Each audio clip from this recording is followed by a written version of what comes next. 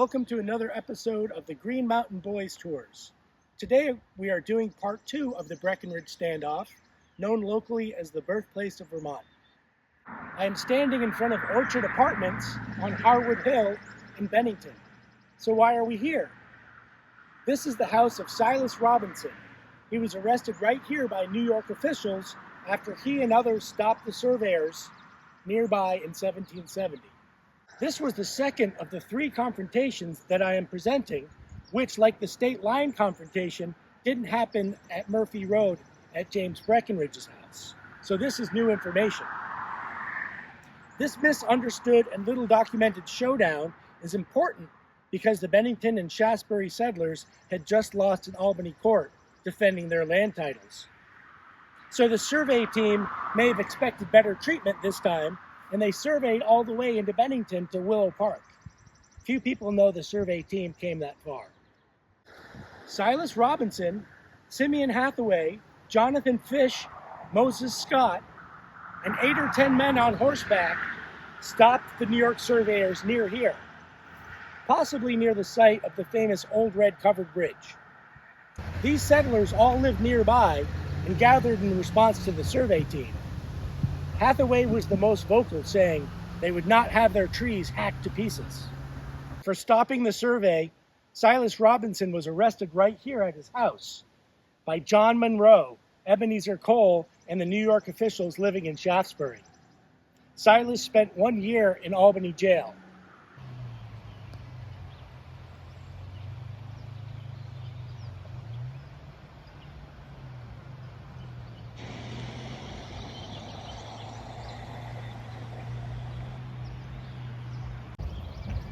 This is the Henry Bridge in Bennington. Here we are, 1.5 miles from the New York border.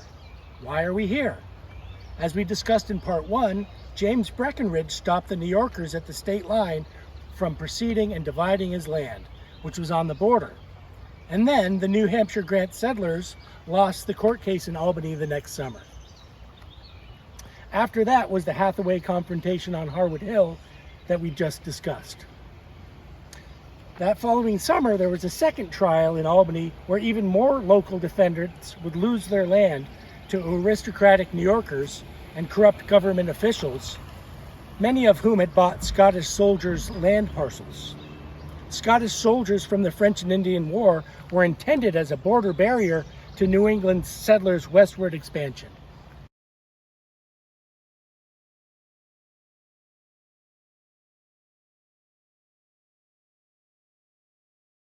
Why did the New Hampshire Grants settlers lose their lands to New York's mostly subsequent claims? It was a political ruling that gave New York jurisdiction in 1765. This was intended to protect the forts along Lake Champlain and to limit western expansion at a time when cooperation with the natives was important. So I really do consider the trials to have been biased show trials based on royal prerogative and aristocratic land claims.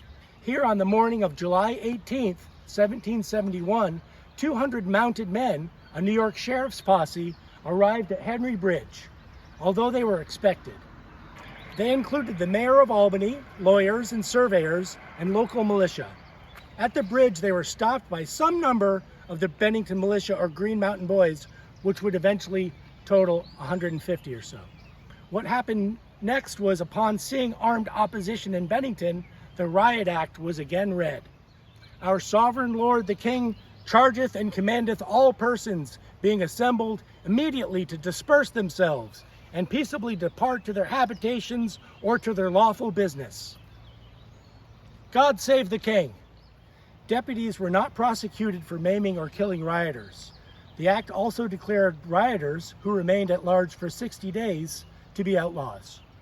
Once rioters were declared outlaws, officials had the authority to seize and sell their property and hunt down the protesters. Now you know why Ethan Allen was often called an outlaw.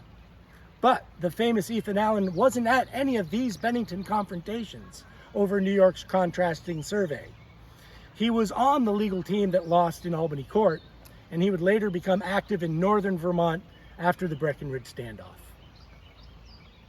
So on to the house 1/2 mile away.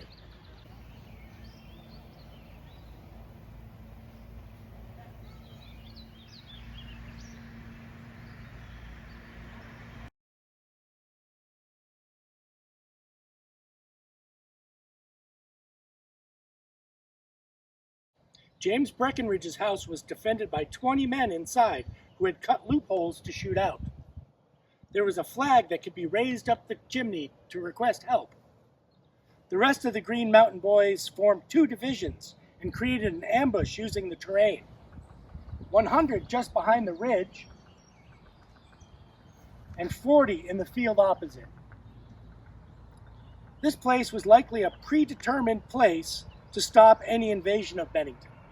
Only 20 to 30 men from New York's mounted posse would come to the house. That was including locals Parker Cole, Hazard Wilcox, Samuel Gardenier, John Monroe, Joseph Haviland, Bliss Willoughby, and Isaac Sawyer. Sheriff Tenek approached the door of the house. Lawyers took time to consult with the settlers, who acknowledged New York law, but who had determined as a whole community not to give up any possessions until the due course of law. They had been petitioning New Hampshire to re-annex the towns and to become involved. New Hampshire and the Wentworths had backed out, but the settlers didn't realize it yet. The sheriff's job was to take possession of the house and to give possession to the new owners. This often involved breaking or smashing the front door to pieces with an axe. When Sheriff Tenek approached the door, he heard, "Try it, and you're a dead man," from the men inside. The sheriff raised the axe and was stopped by William Pemberton, a mariner, who was fearful for his safety and the outcome. Thus, we have the story of the birthplace of Vermont, where New York failed to raise an effective militia to evict New Hampshire settlers who would then create Vermont. James Breckinridge wasn't among those who defended the house. He was becoming a loyalist and later joined the British Army in Canada. Notice the barn foundation. At this barn in 1777, James Breckinridge and others had gathered supplies for the British for the Battle of Bennington. Some locals had communicated and promised them help and supplies, including ammunition. Joseph Haviland from North Bennington was one of these loyalists, and he would be banished from Vermont to Canada. Ebenezer Cole from Shaftesbury and his sons were poised to play a big role for the British when they reached Bennington. Ebenezer Cole built 2 stone houses on Buck Hill Road in Shaftesbury. One is called the Shaftesbury Munitions House. These houses have long been a mystery for local residents.